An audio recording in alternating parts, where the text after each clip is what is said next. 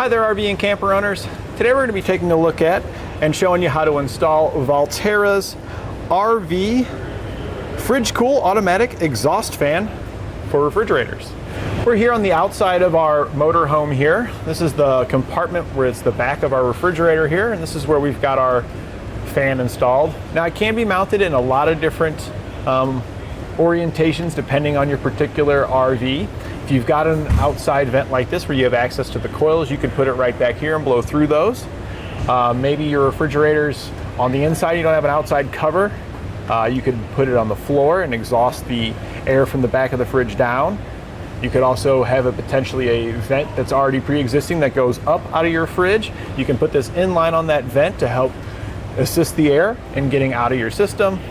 So there's just a lot of different ways. Or you could have it just come straight out the wall, push it right out the back here. We're using ours in a pretty neat setup here. It's almost like a nice recirculation setup because this fridge has a lower compartment vent cover and it also has an upper compartment vent cover. So we were able to install our fan in the lower compartment to help assist that heat in rising up out of our compartments because heat naturally wants to rise, so let's try and get that heat out of here. Removing heat from the condenser side of any refrigeration system is going to allow it to work more efficiently. On our condensing side, we want to take refrigerant and squeeze it really hard, and then we will try to cool it down by blowing air across it to turn it into a liquid. If it's too hot here in the back, it can struggle to condense that refrigerant down into a liquid, and then the system won't work at all. Or if it is able to bring it down to a liquid, but your temperatures just aren't where you want them to be, the system won't be as efficient because the whole system is really designed about transferring heat in and out. And if we have too much heat back here, then we can't take it out of what we're cooling on the inside.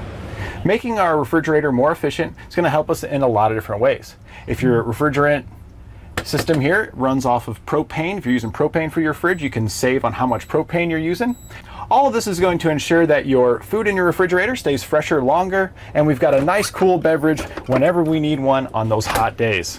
Our fan here has an output of 12.5 CFM. That's cubic feet per minute, and that's the amount of volume of air that we're moving through our system here. And that should be enough to get that heat out of a stagnant spot like this and out of the unit. That's really the big goal, is to keep the heat that's staying stagnant in here and just building up and getting it out of there. Getting a little bit of fresh air in there makes a huge difference in the end. The built-in thermostat here will turn the fan on when the interior temperature around it is at about 100 degrees Fahrenheit.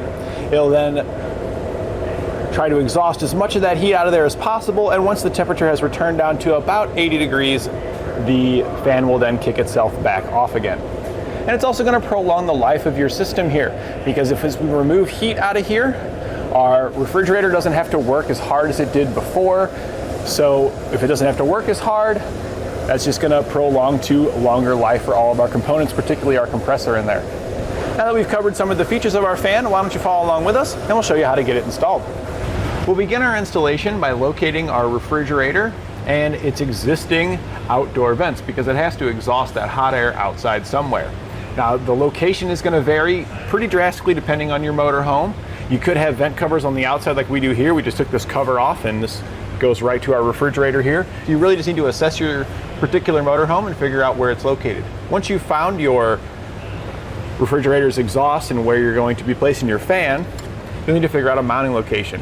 So if you had a ductwork that ran up to the roof, a lot of times this is actually the right size to where it will actually fit right in line in your ductwork, and you can just kind of poke your ends over that and then wire everything up.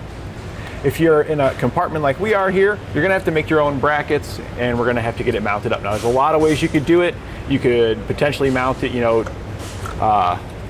directly to a cover that's in here, or if you're in a situation like we are, where we really don't have a good place to mount this, there's just nothing we could directly bolt it to, there's no stack that goes up that we could put it in line with, we'll have to make our own brackets. It does come with these straps here, so that way you can make your own custom bracket. So this is one that I kind of bent up here for how we're going to be hanging this one. We can see our coils here, and our coils actually work out pretty good for hanging our fan. We want to get that air blown up so we can go out the top vent up there. We're kind of drawing in air through the opening here, and then we're going to be pushing it up so it exhausts out the top. We want to get that air. It's going to rise naturally anyway, so we're just assisting it along its path. So we'll take our bracket here and we'll show you how we're going to be using it. You can see it's going to just kind of slide up over our coil there, and it's going to hang down. We can then slide our bolt through to clamp it around the coil, and then we've got a little end down here that we had bent so we can get our fan mounted. So here we can see our fan. The scooped here, you can see how it's kind of scooped like this. The scoop section is where it's actually going to be directing the air. It's going to scoop that air and push it up, or push it whichever direction you have it facing. So we want that to go up so that way airflow goes up. If we take a look at this here, we can see that when we put our fan in the position that it'll fit in, we can have that little L there line up with the hole on the ear here on the side, and we can bolt it together. So we're going to make a second bracket here, similar to this one, so that way we've got one for the other side. Now, the way we're doing it here isn't the best way to do it. The ideal solution would actually be to have this bracket come down to where both ends of it would attach to your fan. That would make your bracket essentially twice as long, twice as strong, I mean, because of the having two layers go to it. Ours needs to be dropped down so far though, we can't use both. So it does weaken our bracket a bit since we've only got one layer, but it should be sufficient to hold the fan. It doesn't really take much to hold these. So I'm gonna get that other one bent up real quick and then we'll get these into position. So we've gone ahead and put our straps into place, and I just loosely dropped the hardware down and just ran it up there. We then tightened up our straps up top first, and then we're gonna come back and tighten these down here. In most cases, you can just hold the nut with your fingers and you can get it pretty snug. But if you need to, you can use a small wrench on it to assist you with holding the nut. Now, another mounting option that you have that comes with your kit is this little bracket here. If you had a location where you could run a couple screws into, self-tapping screws, it does come with a couple of little screws. You could mount this somewhere in your cavity here, and this curve here, it's got a little slit in it here. This actually would allow you to slide the strap in between it like that, and then you can secure it right here in the center, and then you can just use this to take the strap and wrap it right around the unit here to clamp it to hold it in place. This doesn't really work out in our particular compartment, but there's so many different ways that they can be laid out that this could be the best option for your particular situation. So now we've got it mounted up, we just need to wire it up. On our fan here, you're just gonna have two wires. You got your power being the red and the black being your ground. We do have a switch that we're going to be putting in line, as well as a fuse. The switch comes included, but the fuse harness does not. So this allows us to turn the system on. Now this is an automatic fan, so once we turn it on, we can just leave it on. And turning it on doesn't mean that the fan's going to come on right away either. If we take a look under the bottom of our fan here real quick, we'll notice right here, you'll see this little silver mechanism. Well, that's a thermostat. That thermostat there is a switched thermostat. And what will happen is once the temperature reaches the rating here on the thermostat, it will close, and that will turn our fan on, starting to exhaust the air, and that'll allow this to dissipate some of that heat out of here, which will allow our refrigeration system here to work better, be more efficient. And once the temperature is dropped to a certain threshold, the switch will open, turning the fan off. And that's how it's fully automatic. The off position on here really is more for like a storage mode setting when you know you're not going to be running this. It might get hot wherever you're going to store it, and you don't want your batteries to drain down because this fan's coming on and off, when really there's no reason for it to. So let's go ahead and get it mounted up now. As you can see on the back here, we've got a couple of prongs, and we do get a bracket for mounting it as well. You could mount this inside if you wanted to. We're going to be putting ours here right next to our fan and right here in this compartment. So you have to find a location where you can mount it. We don't have a lot of locations here, but we've got this drainage tray right here. It'll drain right down into this tray, and you can see the bottom of the tray where the water is, where it will go, all the moisture. It's gonna stay down here towards the bottom, so we can actually mount it right here to the top of the tray. And we're just gonna use a single screw that it comes with to mount it up there. That'll be fine. We don't need to push real hard on this switch. So we're gonna get it right in that location there. So we're just gonna come right up here towards the top. Take our screw that comes included with it, and we're just running it right in. So I've gone ahead and untangled our power wire. That's what's going to go to the switch. The ground doesn't need to go to the switch. So we're just going to get about a length that we need to get up there, and that should be good right about there. So we're cutting this. So we're going to get this wire routed over. We can kind of come around the back side, and then I'm just going to poke it right out the opening there. So that way we can plug it into our switch. When we go to put the switch in, it just clicks right into place. We are going to take some of the excess wire that we've got here, or your fuse harness, depending on the length you've got, and Now we don't need the excess wire because our length where we need to reach is going to be accessible with just the fuse harness. But you can see here, you get tons of wire included with your kit. So if you need to make a longer run to get to a power source, you've got plenty here. So this is our power wire for our 12 volt right here. We're just gonna tap in line on that. We're gonna go ahead and add into our harness. After you cut your wire, we're just gonna strip each end.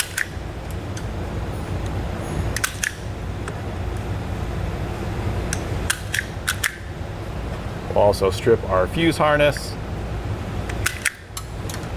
And the side with the fuse harness, we're gonna strip a little bit more since these two are going to be connected together, because this power wire here is also going to have a couple more functions, but we wanna make sure we've got adequate fuse protection in case we got a short on our fan. We don't want it to affect anything else in this circuit. And we're using a very small amperage fuse that's really just enough for our fan output. So we're just gonna twist these together and then connect it together. We're going to use a heat shrink butt connector since our compartment here is exposed to the elements. We don't want to have any moisture getting in here, messing up all the work that we're doing. If yours is completely inside when you're wiring it up, where there's no moisture, then you're perfectly fine to just use regular butt connectors. You can get both regular butt connectors and heat shrink butt connectors here at eTrailer. We're just going to slide that into place there. And we'll crimp this one down.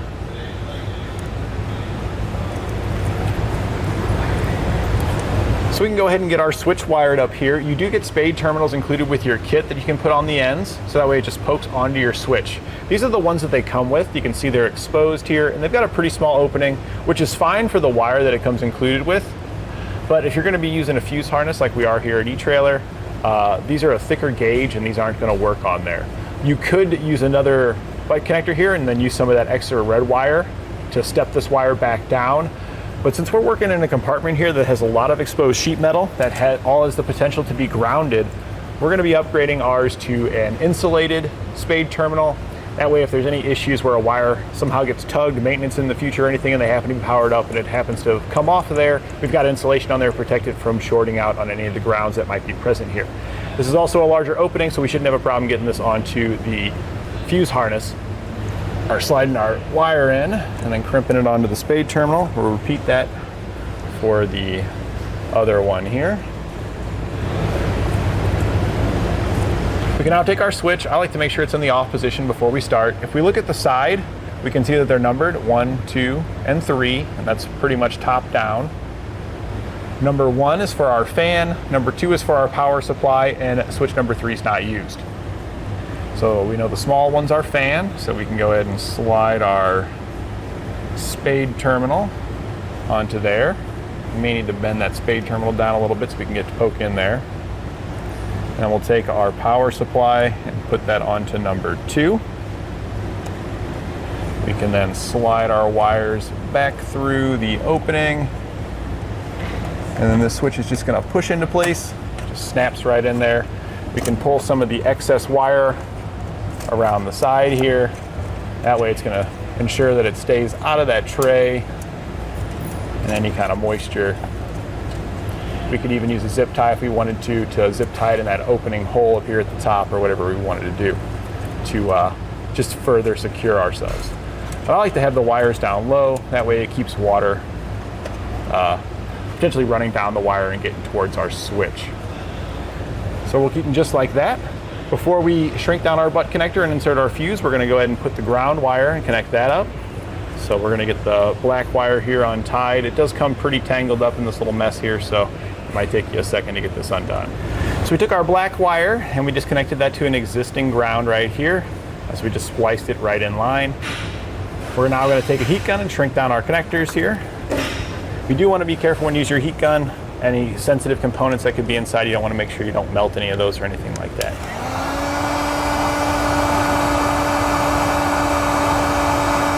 Now with our kit, it does recommend a 1 amp fuse. Fuses that we've got available here are 3 amp fuses. That should be plenty fine, because the main thing here is that we've got protection in case there's a short or something like that, and a short's going to draw way more than 3 amps. 3 amps also does help keep us protected in case there's shorts on the internal windings. As our fan degrades, This is going to happen with any device, any motor over time. It's going to increase its amperage draw, but this is going to ensure that this fuse would open before it affects the rest of our system here. Slide that in, and then we can go ahead and power up our motorhome now to energize everything. If you're working in an area where there's a lot of grounds present, you definitely want to make sure you get your battery disconnected if you're unsure what you're messing with down there, so that way you don't cause any shorts while working.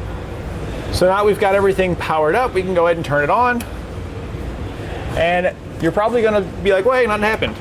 And again, that's pretty normal that nothing's going to happen unless you're running your fridge. And it's also going to depend on the ambient temperature and humidity levels outside.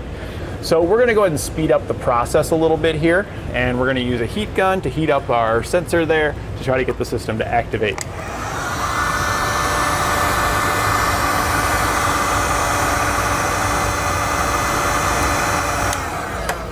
And there we go, the fan just kicked on. We can see that it's operating. It's only gonna run until the temperature gets low enough for the thermostat to open once again. Typically the way these thermostats work is the activation temperature is higher than the deactivation temperature, so that way you get a little bit of a range for it to cool off, and then once it hits that lower temperature threshold, then it turns itself back off. You get a little bit of a threshold range with it. So what that's going to do is it's going to take the air from our compartment here. On this particular one, it takes it from the lower section, it's going to blow it up across the coils, and it's going to exhaust out the top, which is pretty much where we want it to go. Heat's going to rise naturally, so let's give it an assistance along the way. That'll just ensure that we're taking as much of the heat out of this area as possible and getting it out of there, so that way we can cool off the items in the refrigerator even better. At this point, we can just put our covers back into place, and we're all set. The switch you can just go ahead and leave in the on position until we want to put our motorhome into storage mode, or if you aren't planning on using it maybe for a couple of weeks, you might want to turn it off. But if you're going to be out and about, you can just leave it on. It's all fully automatic, and as long as your fridge isn't running, there's a good chance it's not going to turn itself on unless you're just sitting outside on a real hot day where it happens to heat up that thermostat inside there. And that completes our look at Valterra's FridgeCool automatic exhaust fan for RV and camper refrigerators.